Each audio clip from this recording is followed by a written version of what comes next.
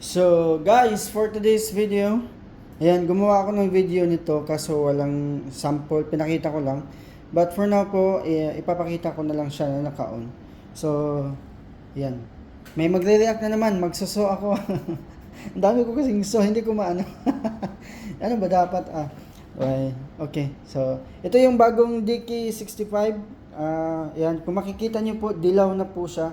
Kasi yung dating DK65 is orange, di ba? Ngayon, dilaw na po yung bagong update. And, yan, papakita ko po sa inyo. Ito po siya actually, yan, kung makikita nyo ang karaoke na built-in niya is parang selo na, kumbaga ito. So, ayan. So, ayan, na naman ko. Ay, nako. And, ayan, ito po. Yung speaker po ninyo pag on, actually, pag on po ninyo ng speaker, Bluetooth agad yan.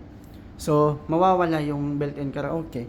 Ang gagawin po ninyo, kung naka-Bluetooth, again, pwede nyo i-connect sa kahit anong device, TV, iPhone, laptop, Android phones. So, Bluetooth lang ninyo, you can play any songs. Pero, kung gusto nyo i-access yung built-in karaoke, built-in karaoke nito, yung mode sa ibabaw, ayan, mode, change po ninyo sa sing mode. Line, sing. So, pag sing yan, lalabas na yung karaoke dyan. So, ayan, dapat naka-sing mode. So, ayan po siya. Taran. So, di ba? Ganun lang ka-simple. Tapos, ito yung volume ng music, volume ng mic, ng echo, guitar, kung may guitar po kayo. Ito po yung bass, music low. Ito po yung treble, music high. So, basic na pindutan sa ibabaw.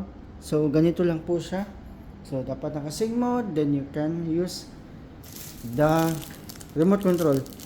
Ayan. Madami po nagtatanong, bakit hindi po gumagana yung remote control sa speaker? So, ito po yung, ang gamit po ng remote nito is para lang po sa built-in karaoke.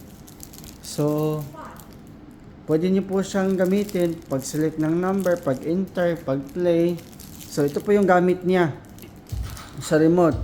Pero, yung mag-a-adjust kayo dito sa mismong speaker na hindi ginagamit yung built-in karaoke, hindi po ito gagana. So, pang ano lang talaga siya, pang built-in karaoke lang talaga siya. Kung gusto niyo mag-adjust, dito lang po sa ibabaw yung adjustment niyo. So, tapos na tayo dito. Ngayon po, ipapakita ko sa inyo ang na-update. Yan, papakita ko yung likod. Yan. So, ang likod nito ngayon is ibang-iba na po siya sa, I think, pang-apat po ito na version ng DK65.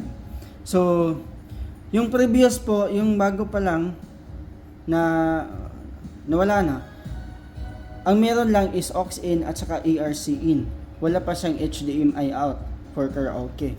Ngayon po ay meron na. So, bunutin ko.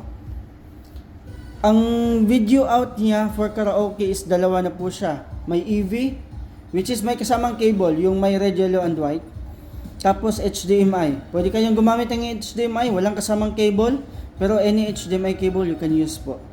So, may dalawang option po kayo. Kung may EV pa yung TV ninyo, yung may red, yellow, and white, you can use the cable. Pero kung wala, gumamit po kayo ng HDMI. Ito po yung pinaka-advantage niya kasi may HDMI out na siya for karaoke. Kasi yung ibang TV naman ngayon, wala ng HDMI, wala ng EV input. HDMI na halos lahat. So, pinaka-advantage nito. May HDMI out na. And, ayan, kung magtataka po kayo, ano itong ERC? Ang ERC po, ito po yung audio in ng speaker. Kung gagamitin lang po ninyo ang speaker nito, as a speaker lang, yung manonood kayo ng movie, or manonood kayo ng any videos, or you can play karaoke songs from YouTube, pwede kayong gumamit ng HDMI in na ERC. So, dapat po yung sa TV ninyo is naka-ERC. para direktang lalabas ang sounds dito sa speaker na naka-ERC din. So madidetect agad to ng speaker, wala na kayong kailangan palitan na sa mode sa ibabaw ng speaker, direkta na po itong madidetect niya once na mag-connect kayo ng ERC. Yan. So uulitin ko po, ang ERC in, kung gagamitin lang po ninyo ito as a speaker na ng TV, like yun, manonood kayo ng movie sa Netflix, sa YouTube or any videos, gamit po kayo ng HDMI. Pero yun po, dapat naka-ERC din yung HDMI ninyo sa likod ng TV para direkta dito. ERC to ERC. So HDMI ang gagamitin ninyo. Pero ito, ang HDMI na ito is for karaoke lang, for built-in karaoke. So makikita niyo po, tinanggal ko, nawala. 'Di ba? Nawala siya. Ayan, nawala yung video pero nagsa-sounds pa rin kasi nga built-in karaoke. So ibabalik natin. Ayan, naka-plug na naman yung HDMI. Ayan, lalabas na rin po siya dito. So isang cable na lang. So yan yung pinaka-advantage nito, yung bago. Actually maganda siya. And yeah, battery AC, madami pa rin tatanong kung ano ito. Battery po, kung hindi kayo naka-charge. Yung AC po, kung nasa bahay lang naman kayo, mag-AC na lang po kayo para safety yung speaker. 'Di ba? Huwag na kayong gumamit ng battery kung nasa bahay lang kayo. Dapat naka-AC lang siya. So, ayun. Ayun lang po siya. And for link up, same pa din po. Mag-link up tayo. Saglit lang po. Yan, open link up. Antayin niyo po siya, wag niyo po siyang pindutin. Antayin niyo po siyang matapos yung yung puti na line. Ayan. Philippines, choose model. DK Party Jukebox, kung anong model ang meron kayo, same lang din yung gagawin. So, may puti dito sa linya, hayaan niyo po siyang matapos. Huwag niyo po siyang pindutin. Kasi one mistake po, hindi po magtutuloy ito. Magtutuloy man siya, pero hindi magpi-play yung yung songs. So, dapat niyo po siyang antayin. Ayan, diba?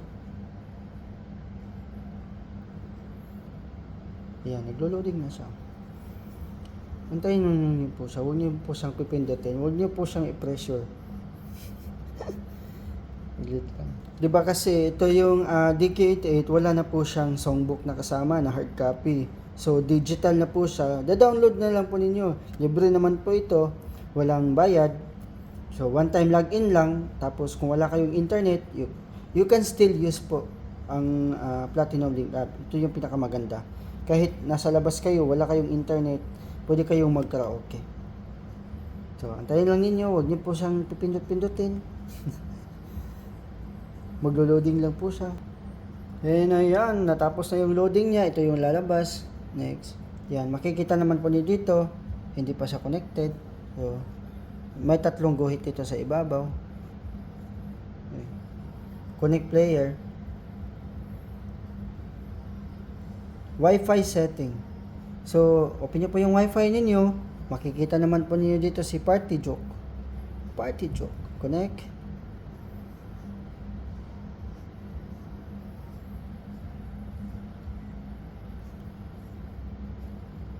So, may suna naman ako. May mag-react naman. Ano ba yun? Dapat kong ano sa so. Ayan. Ayan po. No internet access. Walang problema. Kasi ang built-in karaoke naman po yung sadya natin dito. So, ayan. Delete muna natin ito. Tapos, pagkatapos ng Wi-Fi setting, dito po kayo sa search player. Lumabas siya. Connect. Connect ba? Connect. Okay. Tapos na. Okay na yun. And balik. So makikita nyo dito sa baba, magsuna naman ako. Connected na. So ibig sabihin pwede na kayong mag-play ng song. O diba? Pwede sa TV, pwede din sa cellphone. Kung wala kayong TV, sa cellphone na lang. Pero kung meron kayong TV, pwede niyo ang sa cellphone niyo ang gagawin niyo yung songbook. Or kung may iPad kayo, tablet, yun na lang yung Kasi apat yung pwedeng mag-download nito. Pwedeng iPad na lang para yun na yung pinaka main yung gagamitin as a songbook, mamimili ng kanta, or pwede din cellphone. Nagdepende sa inyo kung ano may available. So, wag kayong ano. So, ayan.